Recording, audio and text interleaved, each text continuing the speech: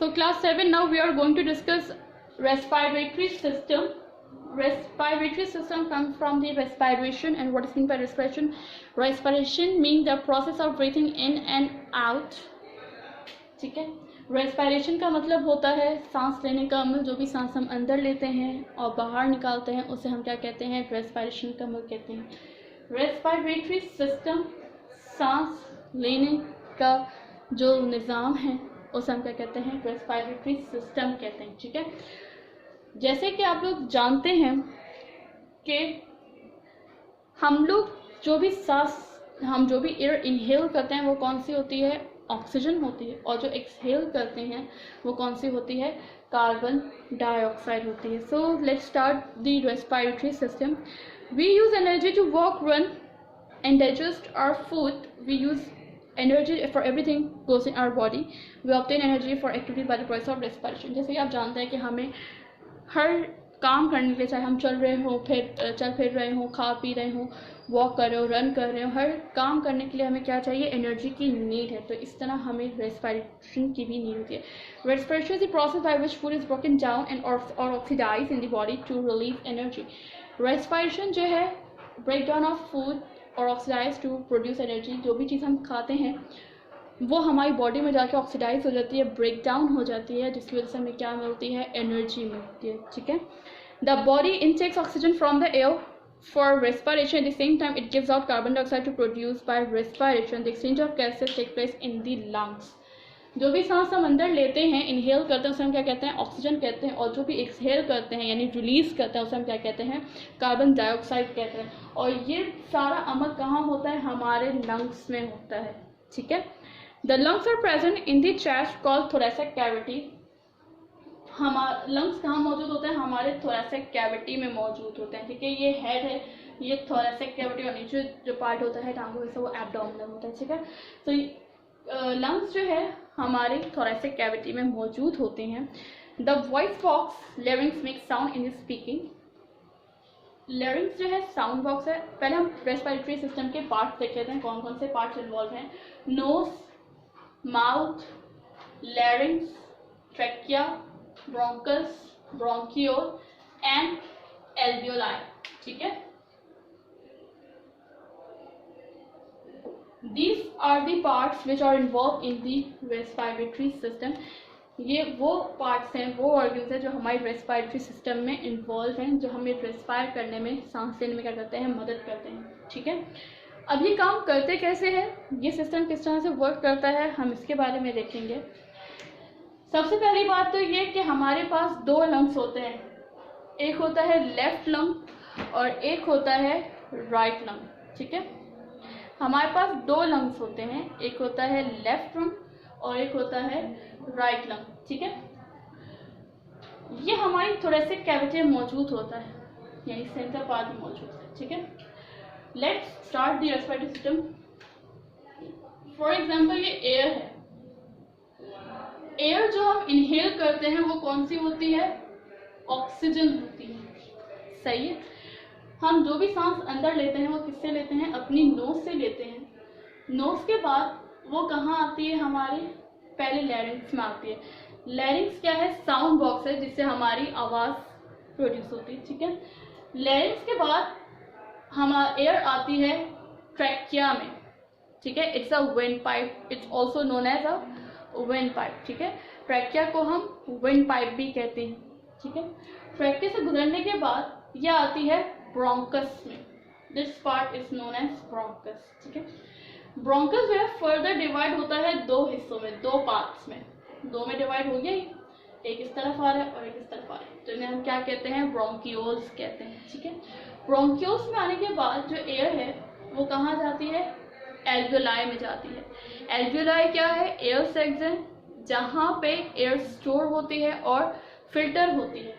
ठीक है, और जब एयर फिल्टर हो जाती है तो वो ब्लड कैपिलरीज की मदद से कहाँ जाती है? हमारे सेल्स में जाती है वो ऑक्सीजन, और सेल्स में जाके क्या प्रोड्यूस करती है? एनर्जी प्रोड्यूस करती है।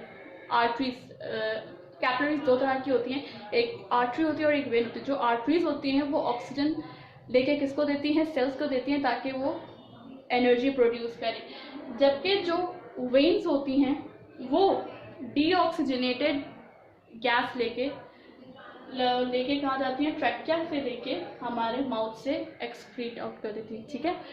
तो this is the basic respiratory system. अगर हम पूरा ओवरऑल देखें, अगर हम दोबारा रिव्यू देखें कि किस तरह से वर्क कर रहा है, हमने एयर ली नोज से, ठीक है, हमारी नोज से एयर एंटर हुई, वो कौन सी थी, ऑक्सीजन, ठीक है। लैरिंग्स में आई, लैरिंग्स के बाद वो कहाँ आई, ट्रैकिया में आई, यानी कि विंड पाइप में आई। विंड पाइप के बाद वो आई ब्रोंकस में। ब्रोंकस के दो पार्ट होते हैं, जिसे हम क्या कहते हैं, ब्रोंकियोल्स कहते हैं, ठीक है। ब्रोंकियोल्स के बाद वो आई एल्वियोलाई में। एल्वियोलाई किसे कहते हैं, एयर सैक्स को कहते हैं, जहाँ पे एयर स्टोर होती है और फिल्टर होती है। एल्वियोलाई के पास ब्लड कैपिलरीज होती हैं, दो तरह की होती है, एक होती है आर्टरी और एक होती है वेन। जैसे कि हमने पढ़ा था कि आर्टरीज जो हैं ब्लड, हार्ट से ब्लड लेके पूरी बॉडी को सप्लाई करती हैं, और वेन्स होती हैं जो बॉडी से लेके हार्ट को सप्लाई करती है। तो इस तरह जो है एल्वियोलाई के पास जो वेन कैपिलरीज हैं वो क्या करती हैं, जो ऑक्सीजनेटेड, जो प्योर ऑक्सीजन होती है वो हमारे सेल्स को प्रोवाइड करती है, ताकि सेल्स क्या बना सकें, फूड से। एंड बेसिकली वो ऑक्सीजन क्या है सेल्स के लिए, फूड है, तो फूड से क्या बनेगी, एनर्जी बनेगी, ठीक है। और जितने भी वेस्ट मटेरियल है जो हमारे काम का नहीं है, वो किस फॉर्म में, कार्बन डाइऑक्साइड की शक्ल में वेन्स के थ्रू ट्रैकिया में आएगी, और ट्रैकिया से लैरिंग्स के थ्रू माउथ से एक्सक्रीट आउट हो जाएगी, ठीक है। तो ये है सांस लेने का अनुभव। अच्छा, अब ये नीचे है diaphragm. Diaphragm itself a muscle sheet, ये हमारे लंग्स के नीचे होती है। जब हम सांस इनहेल करते हैं तो हमारे लंग्स क्या होते हैं, कॉन्ट्रैक्ट हो जाते हैं और ये ऊपर की तरफ मूव करते हैं, और जैसे हम एक्सहेल करते हैं, सांस छोड़ते हैं, कार्बन डाइऑक्साइड रिलीज करते हैं, तो हमारे लंग्स क्या हो जाते हैं, रिलैक्स हो जाते हैं, और ये डायफ्राम जो है नीचे की तरफ मूव करता है, ठीक है। तो ये था रेस्पिरेटरी सिस्टम। लंग्स को प्रोटेक्ट करने के लिए रिब केज होते हैं, ठीक है। लंग्स को कौन प्रोटेक्ट करता है, रिब केज प्रोटेक्ट करता है। So this is the respiratory system, how air changes in the lung. अब जो भी गैस हम इनहेल करते हैं या एक्सहेल करते हैं, और फॉर एग्जांपल हमारे एयर में जो है कार्बन डाइऑक्साइड, ऑक्सीजन, नाइट्रोजन और वाटर वेपर्स मौजूद हैं। तो जो हम इनहेल करते हैं ऑक्सीजन वो 21% होती है, जबकि हम कितनी एक्सहेल करते हैं, 16%, ठीक है।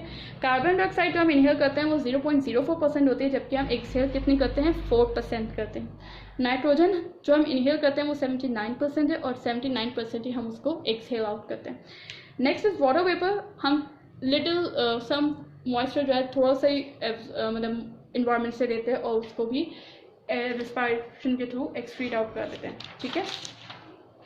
Comparison between respiration and burning. अब रेस्पिरेशन सांस लेने में और बर्निंग जलने में क्या फ़र्क है। सिमिलैरिटीज़ ये हैं, सिमिलैरिटीज और डिफरेंसेस। सिमिलैरिटीज़ कहते हैं सेम और डिफरेंस कहते हैं मुख्तलिफ। अब इन दोनों में क्या चीज़ सेम है और क्या डिफरेंट है। Both releases energy from a fuel, दोनों एनर्जी प्रोड्यूस करती हैं, फ्यूल बनाती हैं। Both use oxygen and release carbon dioxide, दोनों ऑक्सीजन यूज करती हैं और कार्बन डाइऑक्साइड रिलीज करती हैं। डिफरेंस क्या है, respiration releases energy more slowly than burning. Respiration का जो अमल है वो बर्निंग से थोड़ा स्लो है, ठीक है। The rate of respiration can be control, respiration के रेट को आप कंट्रोल कर सकते हैं। Respiration produces only heat, respiration से हीट प्रोड्यूस होती है, जबकि बर्निंग से जो है लाइट और हीट दोनों प्रोड्यूस होती है, ठीक है। अब हम बात करते हैं रेस्पिरेटरी डिसऑर्डर्स। हमारे रेस्पिरेशन में जो डिजीज़ हैं वो कौन कौन सी हैं। Smoking cause lung cancer which kill million of people every year. Lungs cancer की वजह से जो लोग ज़्यादा स्मोक करते हैं उन्हें क्या हो जाता है, लंग्स कैंसर हो जाता है, जो कि बहुत से लोगों की मौत का बायस बनता है, ठीक है। तो पहली रेस्पिरेटरी डिसऑर्डर है cancer. It is disease which in which the cells start to divide rapidly until they get out of the control. Lungs can produce a growth so big it will block bronchus, making breathing difficult. जो लोग ज़्यादा smoking करते हैं उनके जब cancer के sales बनते हैं तो वो कैंसर के सेल बहुत तेज़ी से डिवाइड होना शुरू हो जाते हैं, बढ़ना शुरू हो जाते हैं, जो कि हमारे ब्रोंकस वगैरह को क्या कर देते हैं, ब्लॉक कर देते हैं, जिस वजह से हमें सांस लेने में मसला होता है और एक वक्त आता है कि मौत हो जाती है, ठीक है। asthma, a lung condition in which the wall of alveoli become thin and weak. They eventually break down, leaving large empty spaces in the lungs so that breathing become painful and difficult. This is usually caused by heavy smoking. जो लोग ज़्यादा smoke करते हैं या जहाँ पे smoke धुआं वगैरह ज़्यादा होता है, सांस लेने में मुश्किल होता है। क्या है कि एल्वेलाई की जो सैक लाइक स्ट्रक्चर है, एयर सैक्स में, इसकी वॉल जो होती है वो बहुत थिक हो जाती है, ठीक है। और लंग्स में जो है एम्प्टी स्पेसेस की वजह से जो है ब्रीथिंग में मसला होता है, सांस लेने में जो मसला होता है उसे हम अस्थमा कहते हैं। Bronchitis, inflammation of the air passage in the lungs, this reduces the ability of the lungs to absorb oxygen. This is usually caused by the bacteria, but smoking makes this condition worse. Bronchitis में होता क्या है, ये भी एक बीमारी है कि ब्रोंकस जो है, जो पैसेज ऑफ एयर है, इसमें जलन महसूस होने लगती है। इसके अंदर ये ऑक्सीजन एब्जॉर्ब करने की सलाहियत कम हो जाती है, और ये जो वजह बनती है ये बैक्टीरिया की वजह से बनती है, ठीक है। और स्मोक, धुएं वगैरह से भी इसको बहुत से नुकसान होते हैं, ठीक है। Prevention and treatment of the respiratory disease, अब किस तरह से हम अपने रेस्पिरेटरी सिस्टम को प्रिवेंट कर सकते हैं, उसकी ट्रीटमेंट कर सकते हैं, किस तरह से उसको तहफ़्फ़ुज़ दे सकते हैं, उसकी क्योर कर सकते हैं। Disease of respiratory system can be cause by inhaling disease, germ, dust, chemical, fumes and vapour. हमारे जो रेस्पिरेटरी सिस्टम में जो डिजीज़ होती हैं, या तो वो बैक्टीरिया, जर्म्स वगैरह, डस्ट वजह, केमिकल्स, इनहेलेशन की वजह से होती है, ठीक है। तो अपने लंग्स से किस तरह से हिफाजत कर सकते हैं लंग्स इन्फेक्शन को अवॉइड करने के लिए? Maintain your physical fitness, eating nourishing और balance meal, avoid over crowded and badly ventilated places, antibiotic medicines can be prescribed by a doctor to cure severe infection.